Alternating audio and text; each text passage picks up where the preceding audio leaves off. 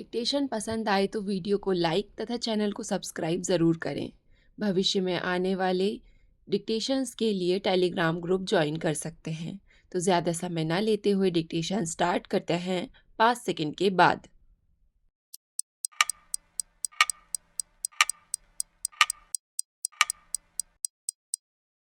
उपाध्यक्ष महोदय, संयुक्त राष्ट्र का यह मुख्य उद्देश्य ऐसा संसार बनाना है जहां युद्ध ना हो। ऐसा संसार जिसका आधार राष्ट्रों और मनुष्यों का सहयोग हो। यह केवल ऐसा संसार नहीं है जहां सशस्त्र सेनाओं के संतुलन से युद्ध रोके जाएं। यह इससे अधिक गंभीर है। यह ऐसा संसार है जहां से युद्ध के बड़े बड़े कारण खत्म कर दिए गए हैं। सामाजिक ढांचे खड़े हुए हैं जिनसे एक राष्ट्र में और अनेक राष्ट्रों के बीच भी शांतिपूर्ण सहयोग को बढ़ावा मिलता है। यूनेस्को के संविधान की प्रस्तावना में कहा गया है कि युद्ध लोगों के मन में शुरू होता है। यह अनिवार्यतः सही है। अतः हमारे मन में परिवर्तन लाना और डर, आशंका, घृणा और शक को दूर करना आवश्यक है। निरस्त्रीकरण इस प्रक्रिया का एक भाग है क्योंकि इससे सहयोग का वातावरण पैदा होगा, लेकिन यह हमारे लक्ष्य की ओर केवल एक कदम है। संसार को युद्ध और युद्ध के कारणों से मुक्त करने के विशाल प्रयास का केवल एक भाग है। वर्तमान संदर्भ में और सब समस्याओं को छोड़कर निरस्त्रीकरण हमारे लिए विशेष रूप से बहुत महत्वपूर्ण हो जाता है। पिछले कई वर्ष से निरस्त्रीकरण के संबंध में चर्चा हो रही है और जहां तक योजना तथा प्रस्तावों का संबंध है, निस्संदेह कुछ प्रगति हुई है। फिर भी हम देखते हैं कि हथियारों की होड़ जारी है और विनाश के अधिकाधिक शक्तिशाली साधनों की खोज में प्रयास भी चल रहे हैं। यदि इन प्रयासों का थोड़ा हिस्सा भी शांति की खोज में लगाया जाता तो शायद अब तक निरस्त्रीकरण की समस्या हल हो गई होती। शांति की नैतिक आवश्यकता के अतिरिक्त प्रत्येक व्यावहारिक विचार से भी यही निष्कर्ष निकलता है, क्योंकि सब जानते हैं कि इस परमाणु युग में हमें सभ्यता के विलोपन और विनाश या राष्ट्रों के बीच शांतिपूर्ण सह अस्तित्व के किसी तरीके में से एक को चुनना है। बीच का कोई रास्ता नहीं है। यदि युद्ध घृणित वस्तु और परम अपराध है जिससे बचना है, तो हमें अपने मन और नीतियों को तदनुसार ढालना होगा। इसमें खतरे हो सकते हैं, लेकिन सबसे बड़ा खतरा तो वर्तमान खतरनाक धारा को चालू रहने देना है। शांति प्राप्त करने के लिए हमें शांति और सहिष्णुता का वातावरण तैयार करना है और ऐसे वचनों तथा कर्मों से बचना है जो डर और घृणा को बढ़ाते हैं। एक ही कदम में पूर्ण निरस्त्रीकरण संभव नहीं है, फिर भी प्रत्येक कदम उस उद्देश्य के लिए उठना चाहिए।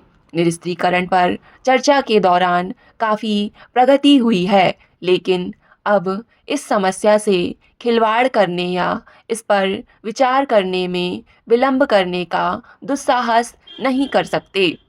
संयुक्त राष्ट्र का वास्तव में आज यही मुख्य कर्तव्य है और यदि यह इसमें असफल होता है तो संयुक्त राष्ट्र अपने मुख्य उद्देश्य में ही असफल हो जाता है। हम विज्ञान और प्रौद्योगिकी की प्रगति से हुए महान क्रांतिकारी परिवर्तनों के युग में शांति की अपेक्षा करते हुए रह रहे हैं। उपाध्यक्ष महोदय, आज की स्थिति के संदर्भ में संयुक्त राज्य अमेरिका और शस्त्रों से सज्जित अन्य राष्ट्रों के हाथ में ही युद्ध और शांति की कुंजी है। उनकी जिम्मेदारी बहुत ज़्यादा है, लेकिन युद्ध और शांति के इस मामले में छोटा बड़ा हर देश चिंतित है। इसलिए हर देश को इसकी जिम्मेदारी उठानी चाहिए और इस उद्देश्य के लिए काम करना चाहिए। इन समस्याओं को कारगर ढंग से हल करने के लिए हमें गंभीर और अवैयक्तिक रूप से विचार करना होगा। केवल संयुक्त राष्ट्र ही अंततः इन समस्याओं को हल कर सकता है। इसलिए निरस्त्रीकरण के सभी प्रयासों का स्वागत होना चाहिए। संयुक्त राष्ट्र को ऐसे प्रयासों से घनिष्ठ रूप से जुड़ा होना चाहिए। निरस्त्रीकरण के प्रश्न पर विभिन्न स्तरों पर विचार किया गया है। उसका एक पहलू सामान्य निरस्त्रीकरण और परमाणु तथा ताप परमाणु शस्त्रास्त्रों के परीक्षण विस्फोटों को समाप्त करना है। जहां तक परीक्षण विस्फोटों का संबंध है, जिनेवा में हो रही समिति की बैठक की चर्चा में काफ़ी प्रगति हुई। वास्तव में ऐसा लगता है कि बहुत सी बुनियादी समस्याओं के बारे में सहमति हो गई है और इस समझौते को पूरा करने के लिए थोड़ा और प्रयास होना चाहिए। मेरा सुझाव है कि इस समस्या पर अंतिम समझौता यथासंभव शीघ्र से शीघ्र हो जाना चाहिए। यह सही अर्थों में निरस्त्रीकरण नहीं है, लेकिन ऐसे समझौते से संसार को निस्संदेह राहत मिलेगी। जनसंहार के शस्त्रास्त्रों के निर्माण पर रोक, संग्रह और उपयोग पर मनाही और परंपरागत शस्त्रों को क्रमशः सीमित करना भी निरस्त्रीकरण में शामिल होना चाहिए। मानी हुई बात है कि निरस्त्रीकरण इस प्रकार चरणों में हो कि मोटे रूप में सशक्त शक्ति का संतुलन बना रहे। इस काम में इसी आधार पर सफलता मिल सकती है और डर की व्याप्त भावना का सामना किया जा सकता है। इस बात को भी साफ तौर पर समझ लेना चाहिए कि निरस्त्रीकरण और नियंत्रण तंत्र साथ साथ चलने चाहिए। दोनों में से किसी को भी अलग अलग नहीं किया जा सकता। निरस्त्रीकरण का प्रश्न एक विशेषज्ञ समिति को सौंपने का प्रस्ताव किया गया है। वास्तव में विशेषज्ञ इस मामले पर पिछले कुछ वर्षों से विचार कर रहे हैं और हमें उनकी राय से लाभ हुआ है। विशेषज्ञ समिति को मामला सौंपने के कारण मुख्य समस्या टलनी नहीं चाहिए।